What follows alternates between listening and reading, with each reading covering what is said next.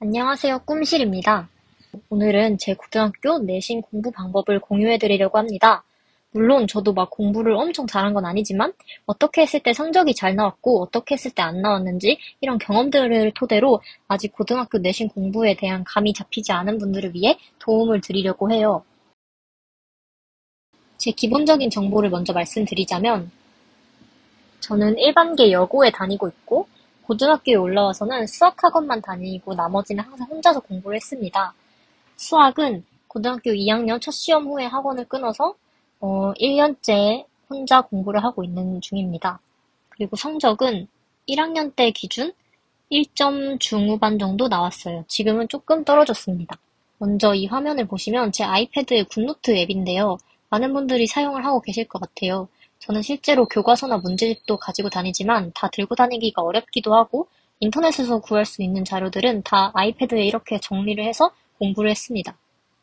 보시면 2022년 중학교 3학년 때 시험 대비 자료들부터 현재인 고등학교 3학년 가장 최근의 시험까지 파일로 분류를 해놓았어요. 먼저 첫 번째로 강조드리고 싶은 건 바로 계획입니다. 내신 시험은 과목이 많은 만큼 어느 정도 틀에 잡아놓지 않으면 어떤 과목만 많이 하고 또 어떤 과목은 나도 모르게 등한시될 수가 있어요. 성향마다 다를 수도 있지만 목표가 눈에 안 보이면 오늘은 쉬어도 되겠지? 이 정도면 많이 한 거겠지라는 생각에 해이해질 수도 있습니다. 그래서 한 번씩은 꼭 계획표를 작성해 보시는 걸 추천드려요.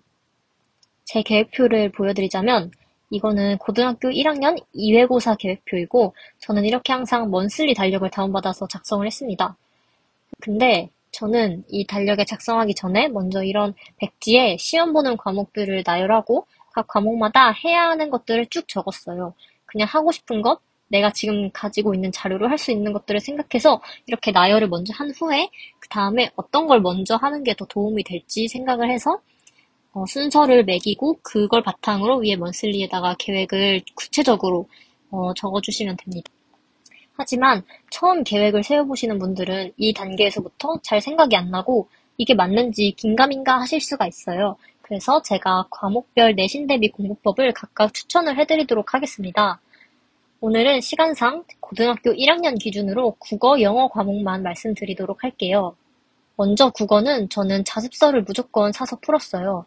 학교 수업만 듣고 준비하는 게 질적인 면에서 부족하다기보단 양의 면에서 부족함이 있다고 판단을 해서 저는 모든 과목을 자습서나 개념서를 하나씩 무조건 사용을 했습니다.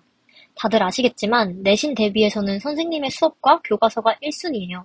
하지만 그 후로 가장 중요한 거는 해당 출판사의 자료예요.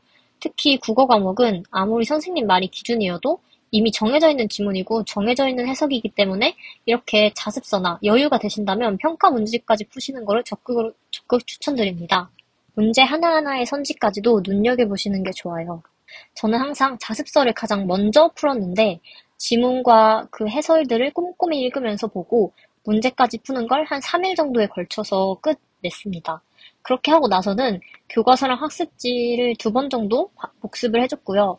그리고 출판사에서 나온 기출문제나 다른 여러 사람들이 인터넷에 올려주는 교과서 변형 문제들을 좀 풀었는데 근데 저는 그게 그렇게 중요하진 않더라고요. 그래서 그 이후로는 기출문제 푸는 대신 그냥 그 시간에 교과서 필기를 한 번씩 더 읽었던 것 같아요. 그리고 엄청 강추드리는 국어 공부법이 있는데 바로 국어 과목도 노트 정리를 할 수가 있다는 것입니다. 물론 중세국어처럼 개념 위주의 지문이 있다면 다들 노트 정리를 많이 하시겠지만 문학이나 독서 파트에서는 보통 그 본문 위에 대고 필기 정도만 여러 번 복습을 하고 따로 노트 정리는 많이 안 하는 것 같더라고요. 저도 이거를 2학년 때 알게 된 방법인데 이렇게 공부를 하고 국어 성적이 많이 올라서 저는 1등급이 나왔던 기억이 있습니다. 사실 내신은 진짜 다들 할 만큼 비슷하게 하니까 좀 운빨이 있는데 그 운에다가 힘을 더 실어주는 게 이런 양적인 부분이잖아요. 무조건 많이 외우는 게 중요하겠죠. 하지만 이때 시간을 좀 덜 들이고 더 확실하게 머리에 남기는 좋은 방법이 바로 이 지문 필기 정리입니다. 어떻게 하는 거냐면 해당 본문에서 필기가 있는 부분을 이렇게 옮겨 적는 건데 내 머리에 기억이 날 정도만 해당 부분을 추격해서 먼저 써놓고 그 옆에 그 지문에 해당하는 필기를 그대로 적어서 지문을 다 읽지 않고도 필기들을 한눈에 볼 수 있게 정리를 하는 거예요. 이걸 하는 김에 전체 지문의 개요도 정리하고 주제도 정리하고 여러 지문들을 같이 놓고 비교하기도 하고 여러모로 유용하기 때문에 적극 추천을 드립니다. 다음으로 영어 과목도 공부법을 공유하겠습니다. 내신 영어는 사실 암기가 중요하긴 한데 학원 다니는 친구들을 보면 두세 장짜리 본문을 그냥 생으로 외우라고 시키기도 하더라고요. 근데 저는 한 번도 지문을 외워본 적이 없습니다. 그렇게 달달 외우는 건 정말 비효율적이고 저희 학교에서도 그런 적이 많은데 지문이 조금씩 변형되는 순간 무너지는 거예요. 저는 그래서 본문을 외우는 거는 추천을 드리지 않고 다양한 방법으로 같은 지문을 여러 번 살펴보면서 머리에 차곡차곡 넣는 방법을 추천드립니다.